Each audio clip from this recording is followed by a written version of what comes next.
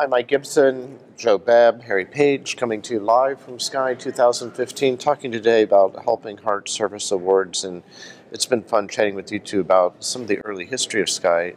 Joe, walk us through a little bit of this.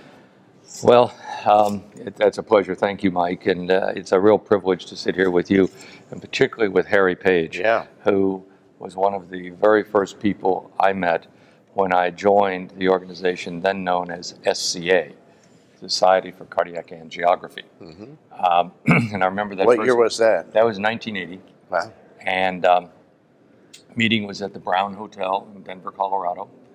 And I met the legends in my mind about cardiac catheterization. Harry Page, Bill Sheldon,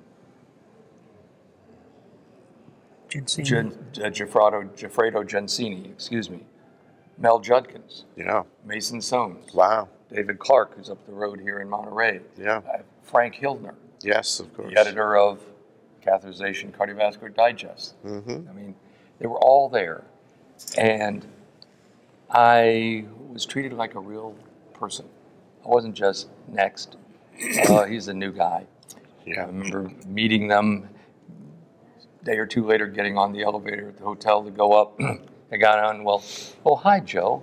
How are you enjoying the meeting?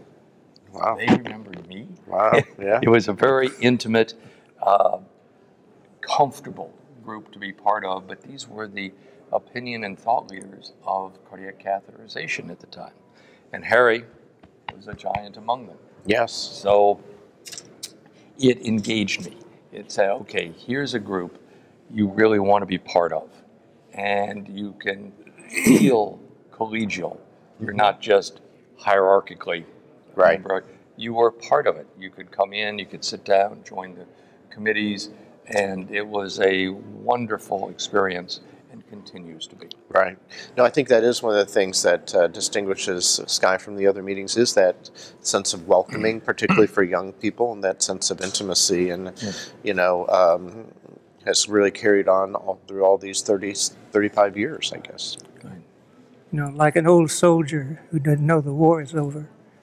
I didn't like it when they changed this word to SCAI. From SCA, huh? Yeah. Because I knew it as the Society for Cardiac Angiography and Interventions. And that takes 12 nouns. 12 vowels. Yeah. And SCAI only takes one. Exactly. And who drove the addition of the I? Spencer King. Spencer King, yeah. Spencer went. Because he knew somebody else was going to get it if we didn't. He's going to take that SCAI name if he didn't take SCAI. And this was also back in the 90s, and intervention was exploding.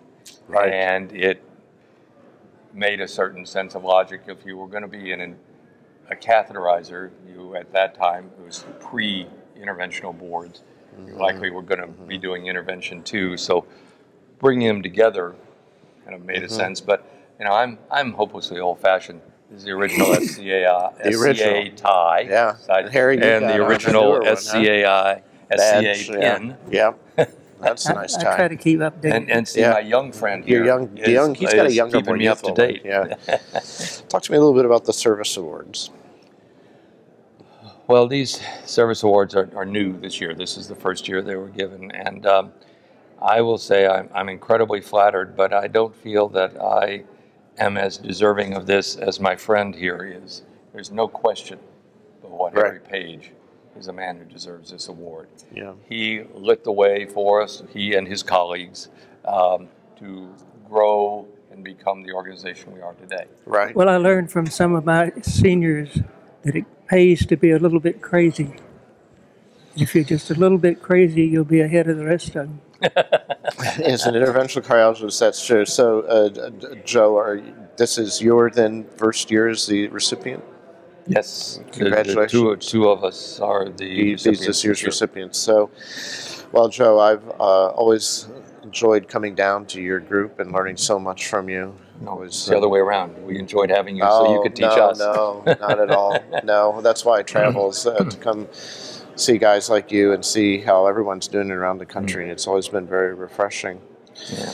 But now, were you a SCAI president at one time? I was. I had the privilege of being the SCAI president. That was 2003. Yeah. And that was an incredible honor to be the president of this growing, developing organization. And it was the year we really got our feet wet in the international arena, and that was, again, thanks to some of our members at the time, Adolfo Cosentino from Buenos Aires and several of our Latin American colleagues wanted us to get engaged, and we were kind of partners in the Selassie era at that time.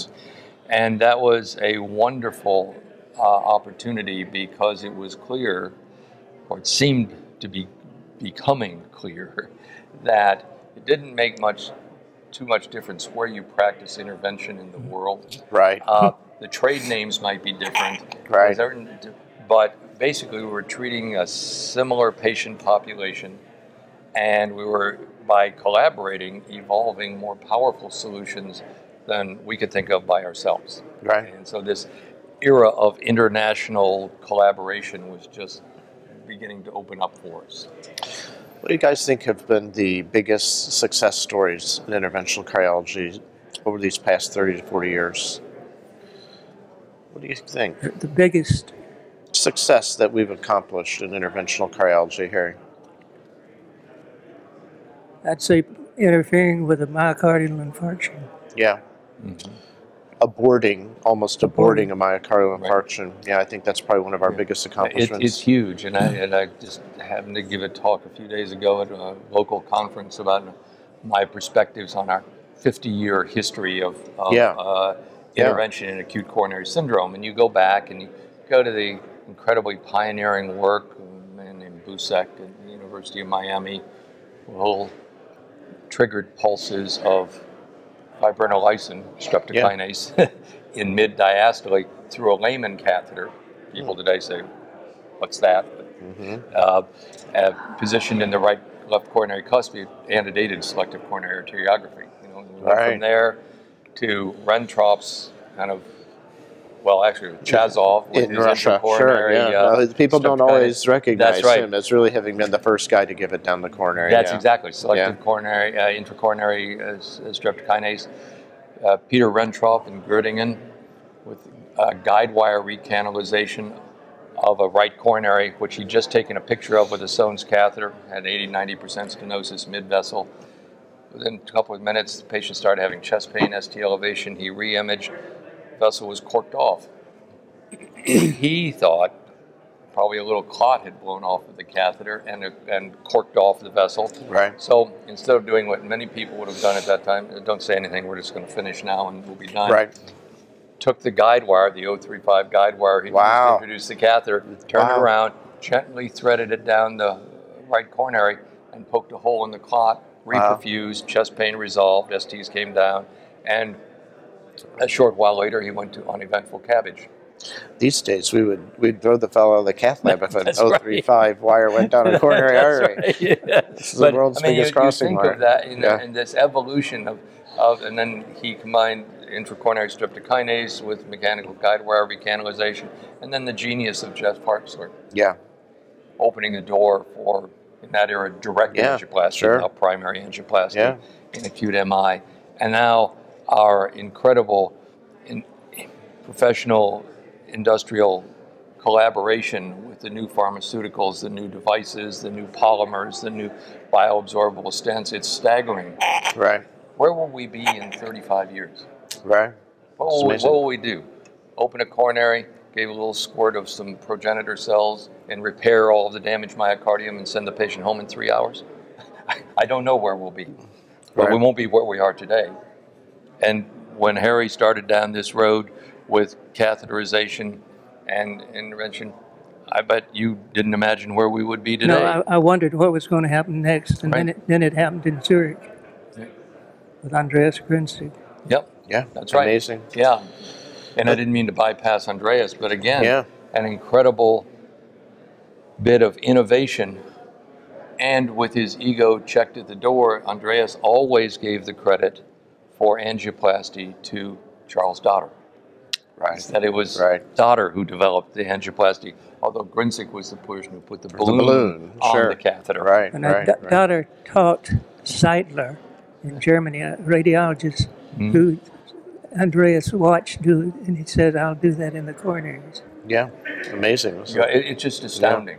It's staggering when you look back, and then when you try to envision looking forward, what will it be like in 30 years? Who I won't be knows? here, but you These all young will. people will be, yeah. Well, I think the thing that marks interventional cardiology in SCAI is really a dedication to evidence-based medicine, right?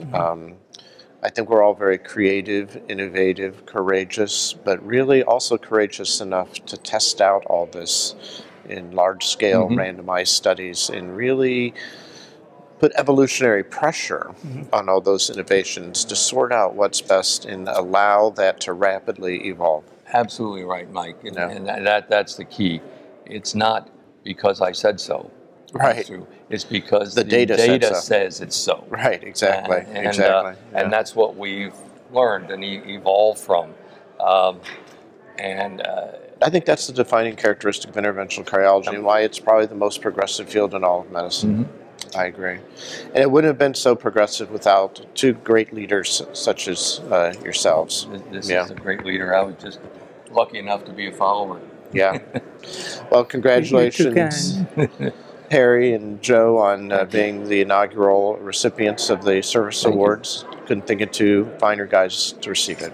Well, thank you very much. Congratulations. It's a privilege. Thank you so much. Congratulations, Harry. Thank you. And congratulations, Harry. You deserve it. Yes. Thanks, Joe. Thanks to all of you out there for joining us live here from SCAI 2015.